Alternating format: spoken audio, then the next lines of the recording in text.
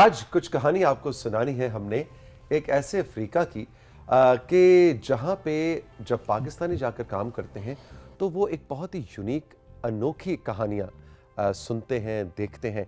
एक ऐसे ही पाकिस्तानी जो कि एक ह्यूमैनिटेरियन वर्कर हैं, राना नासिर गफूर, जो कि अफ्रीका के बहुत से इलाकों में गुर्बत को ख़त्म करने के हवाले से, कॉन्फ्लिक्ट जोन्स में, सेहत के हवाले से ऐसे ऐसी कहानियाँ, ऐसे ऐसे लोगों के साथ काम कर चुके हैं कि आज हमने सोचा कि उनकी देखी कहानियाँ आपके सामने हम राइजिंग पाकिस्तान में फीचर करें। गुड मॉर्निंग, अस्सलाम वालेकुम नासिर। वालेकुम अस्सलाम। तो भाई कैसे हैं? बिल्कुल ठीक, बिल्कुल ठीक। सबसे पहले तो ये बताइए कि अफ्रीका के किन किन ममालिक में आप रहे हैं, काम किया है? अच्छा, मैं मुख्तलिफ ममालिक में गया हूँ अफ्रीका के, लेकिन जो मैंने काम किया है, साउथ सूडान में मैंने काम किया है, नाइजीरिया में काम किया है, कीनिया मेरा जाना हुआ, जिबूती जाना हुआ, और इसके अलावा जो इर्द गिर्द के ममालिक हैं, सूडान के बॉर्डर पे मैं गया, युगंडा के बॉर्डर पे मैं गया, तो काफ़ी अफ्रीका देखने को जो है उसका मौका मिला, और ऐसा अफ्रीका कि आपको क्या बताऊं। अच्छा, हम जो आमतौर पे जैसे कि प्रोग्राम के आगाज में भी कह रहा था कि जब हम ओवरसीज पाकिस्तानीज की हम बात करते हैं तो ज़्यादातर हम यूरोप, अमेरिका, कनाडा, गल्फ, इन एरियाज़ की, लेकिन अफ्रीका में भी बहुत से पाकिस्तानी मिले हो आपको? बहुत सारे। और ये हमारे माशरे में ये भी कहा जाता है कि जब कहते हैं ना जी कहाँ काम करने जा रहे हो, अफ्रीका जा रहा हूँ, यार तो किसी चंगे मुल्क जा, अमेरिका जा, यूरोप जा, ऑस्ट्रेलिया जा, लेकिन अफ्रीका में भी बहुत सारे पाकिस्तानी, ऐसे ऐसे इलाकों में पाकिस्तानी जहाँ पे जैसे आपने जिक्र किया कि वहाँ पे कोई नामो निशान नहीं कि कोई सड़क हो, कोई जहाज़ उतरे, कोई शिप वहाँ पहुँचे, कोई बिजली का नामो निशान, कोई ये मेज़, ये कुर्सी, कुछ नहीं। और वहाँ तक भी हमारे पाकिस्तानी जो है वो पहुँचे हुए हैं, और मुख्तलिफ़ कैपेसिटी में। आपको पाकिस्तानी डॉक्टर्स मिलेंगे, आपको पाकिस्तानी इंजीनियर्स मिलेंगे, आपको पाकिस्तानी लॉजिस्टिशियन मिलेंगे, फाइनेंस, HR के एक्सपर्ट, मेरे जैसे कम्युनिकेशन के काम करने वाले, हर जगह पाकिस्तानी जो है पहुँचे हुए हैं। और एक एग्जांपल आपको दूं, जो मैं बहुत सारे पाकिस्तानियों से मिला, एक कहानी मैं आपको सुनाऊं। बिल्कुल सूडान के बॉर्डर पे एक इलाका है रैंक, साउथ सूडान के। तो एक जगह एयरपोर्ट पे हम खड़े थे, वहाँ पे छोटे जहाज़ जो हैं वो उतरते हैं, कोई बड़ी एयर स्ट्रिप नहीं, बिल्कुल जंगल बयाबान, और मैं अकेला वहाँ पे बैठा हूँ, और मैंने दूर से फ़ोन पे, बल्कि फ़ोन पे नहीं, किसी से बात कर रही थी, तो मैंने ऐसे, मुझे लगा कि ये लहजा जो है वो लाहौरी लहजा है। तो मैं उनके पास गया तो उन्होंने कहा कि मैं लाहौर से जो है वो काम करती हूँ, और वो एक अक़वाम मुत्तहिदा की एक ज़ैली इदारे के साथ काम करती है। तो हमारी इतनी अच्छी गप लगी, क्योंकि आप भी लाहौर से, मैं भी लाहौर से, तो हमने ये जोक किया कि जी लाहौर में कभी हम मिले नहीं, और ये देखो वो कहते थे कहीं जाके आप मिले। तो बहुत सारे पाकिस्तानी। अच्छा, वहाँ पे डेवलपमेंट साइड पे और कॉन्फ्लिक्ट एरियाज के अंदर पाक अफवाज के कंटिंजेंट्स भी मौजूद हैं? जी जी, जो अक़वाम मुत्तहिदा के साथ जो हमारे पाक फ़ौज के जवान जाते हैं, उसकी एक एग्जांपल दूं कि एक इलाका है बेंतियू, साउथ सूडान में। वहाँ पे पाकिस्तान आर्मी जो है वो इंजीनियरिंग में बहुत अच्छा काम कर रही है। वहाँ पे एक इलाका है जो कि बिल्कुल एक आइलैंड बन चुका है। अच्छा। वहाँ पे बार बार सैलाब आते हैं, और साउथ सूडान में जो सैलाब है वो दो तरह के होते हैं। एक तो बारिशें बहुत ज़्यादा होती हैं, और जो पीछे युगंडा से जो डैम्स और जो विक्टोरिया लेक है वहाँ से जब पानी आता है, उसका भी जो है वो जो दरियाए नील मशहूर है वो फैल जाता है। तो वो एक इलाका है जो कि बिल्कुल आइलैंड बन चुका है, तो उसको जमीन से कट गया है, वो चारों तरफ पानी है। ठीक है। और जो पाक फौज है उन्होंने वहाँ पे डाइक्स बनाए हैं और उस इलाके को सेफ किया है। और अगर वो डाइक्स जो है, और जो ही बारिश होती है, जो ही पानी आता है, वो फ़ौरन वहाँ पहुँचते हैं, उनको रीइंफोर्स करते हैं। और मैं आपको सच बताऊँ, जहाँ पर वह कहा जाता है कि अगर वो डाइक्स ना हो तो वहाँ पे वो जो बसने वाले, वो एक IDP कैंप है, जो कि पहले civilian protection of civilian site थी, वो अगर डाइक्स ना हो तो वो 1 लाख से ज़्यादा लोग कहा जाता है कि वो बह जाएंगे। तो वो मैं यहाँ पे पाकिस्तानी जो फौज, तो एज अ पाकिस्तानी बड़ा प्राउड डॉक्टर्स का आप जिक्र कर रहे हैं। अच्छा, ये बताइए कि जैसे प्रोग्राम के आगाज में भी हम बात कर रहे थे कि गुर्बत बहुत ज़्यादा है, यानी बिजली नहीं, इंटरनेट नहीं, ज़ाहिर बिजली नहीं, इंटरनेट नहीं, अस्पताल नहीं, स्कूल नहीं, तो वो लोग तो वाकई एक झोंपड़ियों में जो पुराना कदीम ज़माने का इंसान रहा करता था, ऐसे ज़िंदगी गुजारते हैं। जी बिल्कुल। आप एक दो चीज़ें, एक तो आप वहाँ पे जाते हैं तो जैसे आपने कहा कि झोंपड़ी भी एक झोंपड़ी भी आप किसी स्ट्रक्चर को कहते हैं जहाँ पे आप रह सकें, जिस पे छत हो।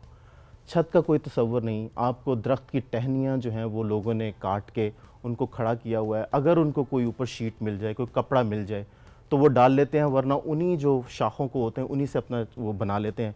बारिश होती है, वो बारिश उनको बचा नहीं सकती। सड़क का कोई तसव्वुर नहीं, बिस्तर का, खाने पीने की चीज़ों को कोई तसव्वुर नहीं।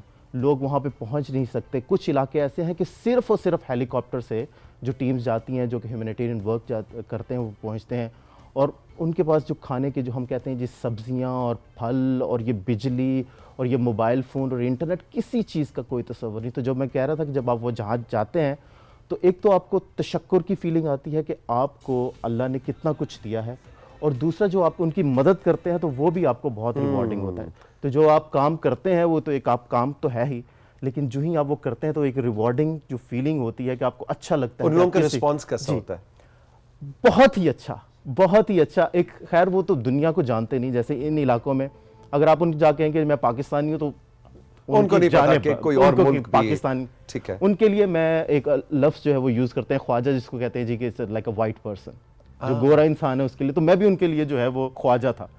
तो जब आप उनको बताते हैं कि हमारा एक मुल्क है जो कि यहाँ पे है और इस तरह का है और वहाँ पे पहाड़ हैं और समंदर हैं और खूबसूरती है और इतना कुछ है, तो उनका एक होता है कि हमें वहाँ ले जाओ, हमें वहाँ हमें वहाँ ले जाओ, हमें वहाँ ले जाओ। एक खातून मुझे मिली, मैंने उनको बताया पाकिस्तान इस तरह, वो भी ट्रांसलेशन के थ्रू, क्योंकि मैं तो इंग्लिश बोलता या उर्दू बोलता, तो किसी के थ्रू।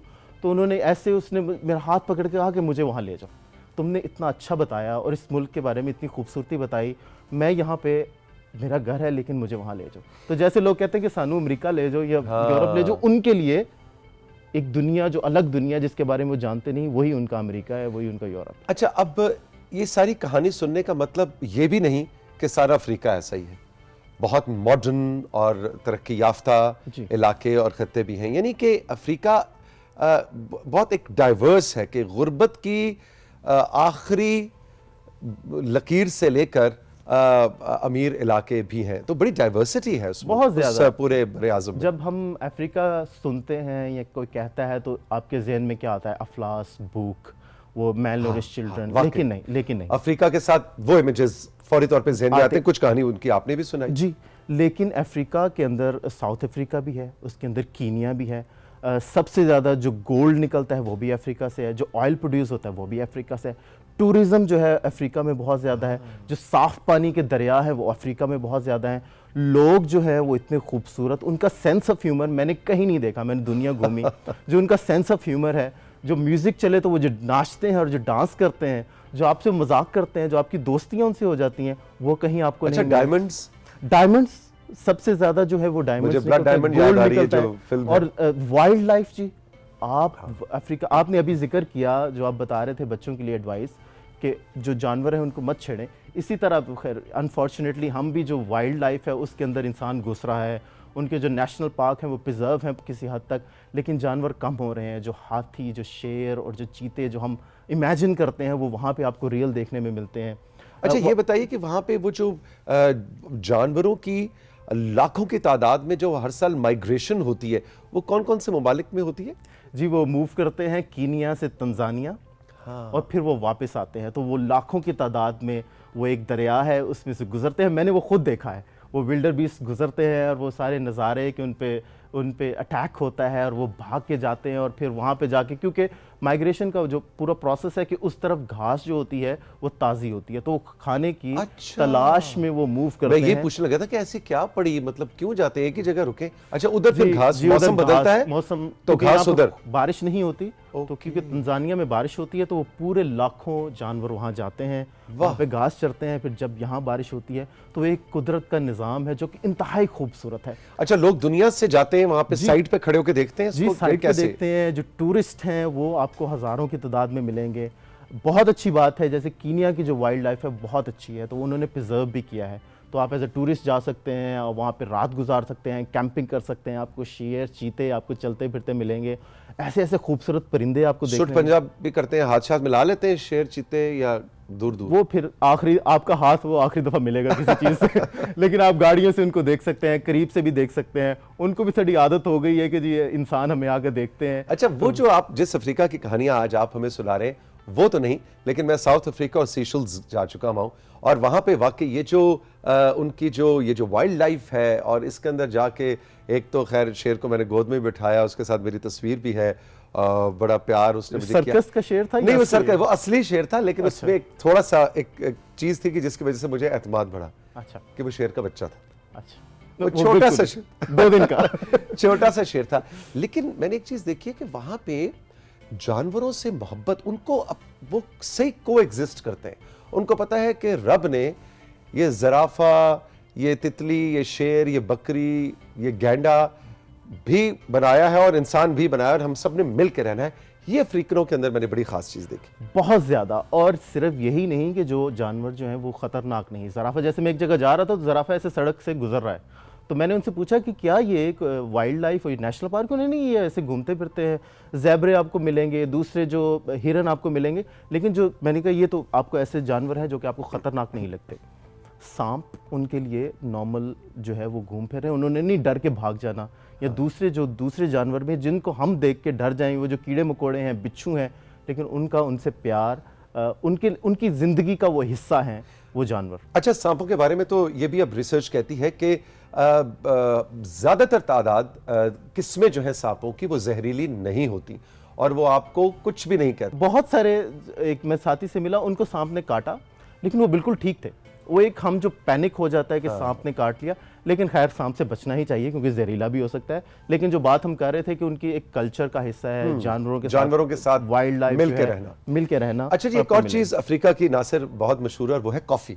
जी हाँ, उसके बारे में बताइए कि ये जो हम कहते हैं कि कॉफी का आगाज और अफ्रीका में सबसे अच्छी कॉफी, तो आपने तो तरह तरह की कॉफीज पी होंगी। जी, मैंने हर तरह की कॉफ़ी पी है। युगांडा की कॉफ़ी बहुत मशहूर है, एथोपियन अरेबिका कॉफ़ी, जो कि कहा जाता है कि बिल्कुल एंशियंट टाइम से जहाँ से कॉफ़ी शुरू हुई वहाँ से आई है।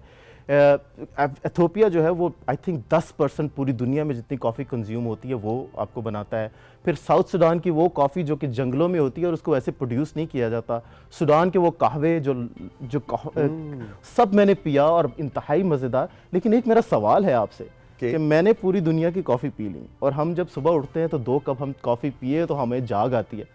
आपने कौन सी कॉफ़ी पी हुई है कि आपकी जो एनर्जी है और आप ये सुबह उठ के 5-6 बजे आप शुरू होते हैं और ऐसे चलता रहते, ये कौन सी कॉफ़ी, हमें भी ये बताएं। ये बस पैदाइश के वक्त ही कुछ कॉफ़ी जो है ना वो ब्रेन सेल्स के अंदर साथ ही आई थी कि अभी तक उसका असर भाई चल रहा है। मैं तो कहता हूँ कि जो कॉफ़ी वाले हैं उनको आपको ब्रांड एम्बेसडर बनाना चाहिए, क्योंकि you are the true picture कि कॉफ़ी पी के जो एनर्जी आती है और आपको उठ के प्लीज ये कॉफी ब्रांड्स वाले जरा प्लीज सुने नासिर क्या कह रहे हैं। और मैं speaking on the behalf experience जी, कि कॉफ़ी पी मुल्क को देख के और लोगों के जो एक्सपीरियंस होता है कॉफ़ी पीने का, आपको देख के लगता है कि आपने कुछ 4-5 कॉफ़ी के कप जो है वो पिए हुए हैं और वो चल रहे हैं। अच्छा नासिर, ये बताइए कि जिस तरह का आप लोगों का काम है, ह्यूमैनिटेरियन वर्कर, यानी कि इंसानियत की सेहत, तालीम, जो बुनियादी चीज़ें वहाँ पे नहीं हैं, उनके लिए आप जाके काम करते हैं। ये बताइए कि वहाँ कई बार डिप्रेशन नहीं हो जाता? वो गुर्बत, वो अफलास, वो मरते हुए लोग देखकर कैसे अपने आप को मोटिवेट कैसे रखते हो? बहुत मुश्किल होता है तौसीफ साहब। जब आप किसी इंसान से मिलते हैं और उनकी कहानी सुनते हैं, फॉर एग्ज़ाम्पल एक माँ मुझे मिली, उसके 3 बच्चे थे, 2 बच्चे उसके मीज़ल्स जो है एक बीमारी उससे मर गए, खसरा, और वो वैक्सीन से वो बच जाती है। तो उन लोगों तक क्योंकि वैक्सीन पहुंची नहीं तो वो एक प्रिवेंटेबल डिजीज़ से उनके मर जाते हैं। और एक उनकी बेटी जो थी वो भी मीज़ल्स का शिकार थी और उसके वो इतना असर कर गई थी वो कभी एक नॉर्मल ज़िंदगी आपको गुजार नहीं सकती। तो इस तरह की कहानियाँ आपको सुनने को मिलती हैं। और बहुत सी ऐसी बीमारियां जो कि शायद हमारे लिए वो बिल्कुल एक नॉर्मल बीमारी है और ठीक हो जाता है, जैसे खसरा जो है, हाँ, हम लेकिन वहाँ पे अब देखें मलेरिया जो है वो सबसे बड़ा किलर है अफ्रीका में, साउथ सूडान में। मलेरिया सबसे ज़्यादा लोग मलेरिया से मरते हैं और मलेरिया की जो है वो मेडिसिन भी है, आप प्रिवेंट भी कर सकते हैं, उसका इलाज भी बहुत आसान है, उसका टेस्ट कराएं, 2 दिन दवाई खाएं वो इलाज। लेकिन उन लोगों तक वो दवाई पहुंची ही नहीं, या पहुंचती नहीं, तो वो बहुत सारे लोग जो वो मरते हैं मलेरिया से। बाकी जो डे टू डे उनकी बीमारियां, रेनी सीजन्स की वजह से, भूख अफलास की वजह से, खुराक पूरी ना होने की वजह से। तो जो आपका सवाल था कि एक तो बहुत दुख भी होता है एक उनको, और लेकिन एक मोटिवेशन भी मिलती है कि आप जो काम कर रहे हैं, मैं खुद डॉक्टर नहीं हूँ, मैं कोई लॉजिस्टिशियन नहीं हूँ, मैंने कुछ चीज़ें उठा के वो, लेकिन I am a story teller. तो मैं जब उन लोगों से मिलता हूँ और उनकी कहानी सुनता हूँ और उसको पब्लिश करता हूँ और उसको पूरी दुनिया तक पहुँचाता हूँ, और मेरा साथ में कम्युनिकेशन का मकसद होता है कम्युनिकेशन फॉर अ चेंज, कि कोई मैं कॉल फॉर एक्शन डालूँ कि अगर साउथ सूडान में, अगर युगांडा में कहीं कुछ मदद की ज़रूरत है तो ये एक कहानी है, लेकिन इस तरह की बहुत सारी कहानियाँ हैं, तो लोग जो है उनकी मदद करें। तो ये भी एक मेरे अंदर जो है वो सेल्फ जो मोटिवेशन होती है कि किसी न किसी तरह मेरा काम जो है इन लोगों की मदद कर सके। मौसम कैसा है? यानी जनरल, अब तो खैर अफ्रीका बहुत बड़ा है, लेकिन जनरली अफ्रीका को जेन में लाके आम तासुर वही आप वाली बात के इमेजेस हमें वही मैल नरिश्ड बच्चे या खुश्क हमें ज़मीन नज़र आती है। सर्दी है, गर्मी है या मिक्स्ड है? हर तरह का मौसम है, ज़्यादा ट्रॉपिकल है। दुनिया में जो सबसे गर्म जगह है वो अफ्रीका में है, और -23-25 तक भी कई इलाकों में जाता है। ज़्यादा खुश्क है, रेनी सीजन उनके लंबे होते हैं। हमारी तरह सर्दियाँ, जैसे आजकल सर्दियाँ हैं तो इस तरह सर्दी नहीं, आजकल वहाँ पे गर्मी है। ड्राई सीज़न है, रेनी सीज़न उनका चलता है 3-4-5 महीने, जो कि उनके लिए बहुत अहम है, उनके फसलों के लिए, उनके पानी के लिए। जैसे आपने कहा उनके पास साफ़ पानी, लोग जो है दरिया से पानी पीते हैं, तो वो उनका पानी जो है वो नेचुरल जो होता है वो उनकी फसलों के लिए भी ज़रूरी है। लेकिन हर तरह का आपको मौसम मिलता है। ज़्यादातर सख्त खुश्क गर्म मौसम है, लेकिन सर्दी की शामें भी आपको मिलती हैं। सुबह सुबह उठ के जो एक सवेरा होता है, जो ठंडक होती है, वो भी आपको देखने में मिलती है। खाने कैसे? भाई खानों का तो मत पूछें, खानों का मैं इतना फ़ैन नहीं हूँ, क्योंकि हम लोग जो है वो देसी खाबे और सब कुछ खाने के आदी हैं। खाने, क्योंकि एक तो कहूँगा कि उनके पास इतनी वैरायटी भी नहीं है। उनको अगर आप कहें कि टमाटर डला हो और दही डला हो, तो उनके लिए बेचारों के लिए टमाटर और दही तो अवेलेबल नहीं है, या जो हमारे मसाले हैं उनके अवेलेबल नहीं है। ज़्यादातर उनके रूट बेस जो है प्लांट्स हैं, उनसे वो खाना खाते हैं। मछली बहुत ज़्यादा वो खाते हैं, क्योंकि नील जो है, नाइल रिवर, उससे बहुत उनको मछली मिलती है। और भी चीज़ें, राइस बहुत खाते हैं। बहुत सारी चीज़ें हमने उनसे, जैसे आपने सुना होगा पेरी पेरी चिकन बड़ा मशहूर हुआ है, जी जी, जो अफ्रीकन डिश है, वहाँ पे पिरी पिरी उसको बोलते हैं। वो मैरिनेटेड चिकन जो है वो बहुत मशहूर है। जलो राइस आपको मिलेंगे, वो बहुत मशहूर हैं। उगाली खाते हैं, वो बहुत मशहूर है। लेकिन अपने खानों की अपनी बात है। मिलते हैं पाकिस्तानी खाने, मिलते हैं वहाँ, बड़े शहरों में तो मिलते हो? बड़े शहरों में मिलते हैं, इंडियन खुसूसन खाने मिल जाते हैं, पाकिस्तानी मसाले अब, लेकिन बहुत कम। आपको जो है वो हमारे जो साथी पाकिस्तानी जाते हैं, वो एक तो आपने कपड़े रखने और साथ मसाले रखे होते हैं। अच्छा मैंने देखा है जी, पूरे मसाले। और वो फिर एयरपोर्ट्स पे भी कभी होता है कि क्या है, समझाना पड़ता है वहाँ पे उनको। अब कहते हैं अजवाइन लेके आए हो, तो उनके कोई बना जाने के अजवाइन क्या या कोई इस तरह का गरम मसाला लेके, तो उसकी ट्रांसलेशन करें कि गरम मसाले की हॉट स्पाइस हो, कहता है ये क्या चीज़ है जिसमें इलायची और सब कुछ है। तो बहुत सारे पाकिस्तानी जो है वो अपना मसाले लेके जाते हैं, क्योंकि हम जो है वो टेस्ट जो मिस करते हैं। लेकिन फिर भी आपको एक वैरायटी मिलती है, एक डिफरेंट टेस्ट मिलता है अफ्रीका के खानों में। क्या जो पाकिस्तानी या दूसरी नेशनैलिटीज़ से लोग वहाँ जाके ह्यूमैनिटेरियन कॉज के लिए काम कर रहे होते हैं, क्या उनकी कोई नफ्सियाती एतबार से उनका कोई ईयरली चेकअप भी होता है कि वो खुद भी स्टेबल है या किसी और तरफ चल पड़े? नहीं, होता है, बिल्कुल होता है, और बहुत ज़रूरी है। जो ह्यूमैनिटी, जैसे मैं आप इस माहौल में जाना और वहाँ पर रहना भी बहुत मुश्किल है जी। मैं तो जाता था और फील्ड विजिट पे 2-3 हफ्ते गुजारे। मैं भी ऐसे इलाकों में रहा हूँ जहाँ पे मेरे ज़मीन पे बस सो रहे हैं, झोंपड़ी, और शदीद गर्मी है और कोई बिजली नहीं है आपके पास, तो सारा दिन आपने सिर्फ पानी पीना है और जिंदा रहना है। गीला कपड़ा आपने सर पे रखना है, और शदीद गर्मी और ऐसी धूप कि आपको ऐसे लगे कि आप हीटर के आगे या आग के आगे बैठे हैं। तो वो आप में सर्वाइव कर रहे हैं, क्योंकि आपका जो काम है कि आपने लोगों की मदद करनी है, या आपके काम की वजह से कोई तब्दीली, उसमें ये नहीं हो सकता कि जी आपके पास तो एसी वाली गाड़ी है और जिनकी मदद आप करने जा रहे हैं वो तपती रेत पे, और ऐसी जगहों पे जो है वो जनरेटर पहुंचाना या एसी वाली गाड़ी पहुंचाना वो भी नामुमकिन है। जैसे एक इलाका है, वहाँ पे सिर्फ बोट से आप पहुंच सकते हैं या जहाज, हेलीकॉप्टर उतरेगा। तो वो आप एक जगह पहुंचते हैं और उसके आगे सिर्फ आपने कश्ती में चलना है, और वो छोटे छोटे टीलों पे लोग बसे हुए हैं जिनका इस दुनिया से कोई ताल्लुक नहीं। तो बहुत मुश्किल लाइफ भी है, लेकिन हमारे लोग जो है वो बहुत जो है वो सख्त जान भी हैं, तो एडजस्ट करते हैं। गर्मी से भी हम निमट लेते हैं, सर्दी से भी निमट लेते हैं, नीचे भी सो लेते हैं, मच्छर से भी कटवा लेते हैं। लेकिन एक मज़ा है उस ज़िंदगी का भी, वहाँ पे वॉक करने का भी, जो ग्रीन फील्ड्स हैं उसका भी एक मज़ा है, वहाँ की जो सुर्ख मिट्टी है उसकी खुशबू भी मज़ेदार है। तो एक बहुत ही अच्छा एक्सपीरियंस रहता है। मच्छर से कटवा लेना, लेकिन मलेरिया ना करवा लेना जी। मलेरिया की दवाई खानी पड़ती है। मच्छर से पूछ के, भाई तो कौन सा वाला मच्छर है, उनसे मैं इंटरव्यू कर लेता हूँ, पहले इंटरव्यू देंगी।